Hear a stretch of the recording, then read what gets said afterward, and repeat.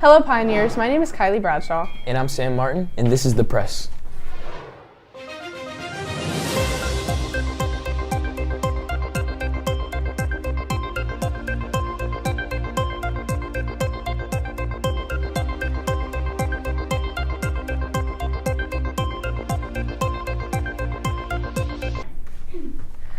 The 2024 presidential election is right around the corner, and many candidates are expected to run. Here's what we know. As of now, former President Donald Trump, who has been in legal trouble for the past few months, has already taken a lead ahead of his fellow Republican Party candidates. Current President Joe Biden has also progressed in the Democratic fields, boosting ahead new runners Marianne Williamson and Dean Phillips. On Tuesday, Biden told campaigners, quote, "We've got to get it done, not because of me. If Trump wasn't running, I'm not sure I'd be running. We cannot let him win," end quote. The Independent Party has experienced its fair share of competition, with runner Robert F. Kennedy Jr. making his mark on the future election, as well as Professor Cornel West and activist Jill Stein. Overall, candidates across the board have shown and explained their own plans in an attempt to lead this country for the next 4 years. Plans such as Republican Nikki Haley's act to reform Social Security and Medicare, and independent Robert F. Kennedy Jr.'s efforts to debunk childhood vaccinations. Live debates and campaign rallies are beginning to ramp up.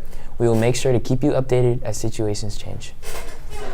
Over the weekend, multiple American vessels stationed in the Red Sea were attacked. Drones traveling from Houthi-controlled areas of Yemen were firing ballistic missiles at American ships. In an act of self-defense, the United States military shot down 3 of these drones. According to the U.S. military's Central Command, quote, "These attacks represent a direct threat to international commerce and maritime security. They have jeopardized the lives of international crews representing multiple countries around the world," end quote. This incident could contribute to escalation of maritime attacks happening in the Middle East, including the Israel and Hamas war. Former police officer Derek Chauvin, who is serving 21 years in prison, has been severely injured after being stabbed by an inmate. In 2020, Chauvin was arrested for the murder of George Floyd. Chauvin's fellow inmate, John Turskak, stabbed Chauvin approximately 22 times. Turskak has been since charged with attempted murder and will likely face increased jail time.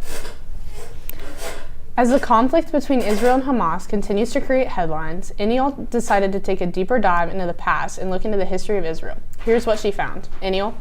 Good morning, Pioneers. Today we're going to take a look at a timeline of the conflicts between Palestine and Israel. Abraham, one of the 3 Jewish patriarchs, settled in Canaan, a territory that encompassed modern-day Israel, West Bank, and the Gaza Strip. After being ruled by 3 Jewish kings and the establishment of the Holy City Jerusalem, the region split in 2, with the Kingdom of Israel being north and the Kingdom of Judah below. The Jewish kingdoms were then subject to a series of invasions and conquests by different groups, leading to the displacement of the Jews who previously lived there.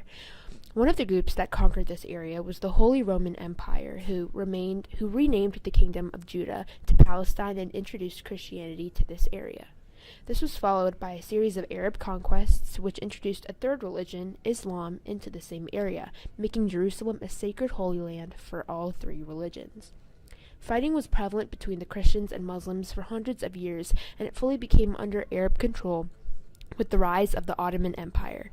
Palestine was under Muslim control for hundreds of more years until the fall of the Ottoman Empire, when the British Empire took control. With the events of World War II and the Holocaust, Great Britain promised a Jewish state in its Palestinian territory as a place of refuge in their ancient Holy Land. This caused severe tensions and a series of wars between the declared nation of Israel and the Arabs who both claimed the land. It led to various splinter groups to assume control in different areas, such as the Palestine Liberation Organization and Hamas. These disputes that started 1,000 years ago are very much still prevalent, as we can see around us today. Thank you for listening. Now, back to the desk. Thanks, Eniel. Henry Kissinger, who was a famed U.S. diplomat and an important force in ending the Vietnam War and the Cold War, passed away last week at age of 100. Kissinger, who was a refugee from Nazi Germany during World War II, served as Secretary of State through the 1970s under both President Nixon and President Ford. Kissinger was most notable for his work in conducting arms control talks with the Soviet Union and creating the diplomatic opening between the United States and China. As well as Kissinger, the United States also suffered the death of Sandra Day O'Connor, who died at the age of 93. O'Connor was the first ever woman to serve as a U.S. Supreme Court Justice. Her term lasted from 1981 to 2006.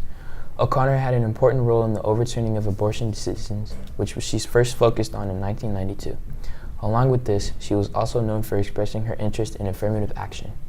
That's all for today, Pioneers. As always, thanks for watching. For the press, I'm Kylie Bradshaw. And I'm Sam Martin. Remember to tune in next Wednesday for more national news, and have a fantastic day.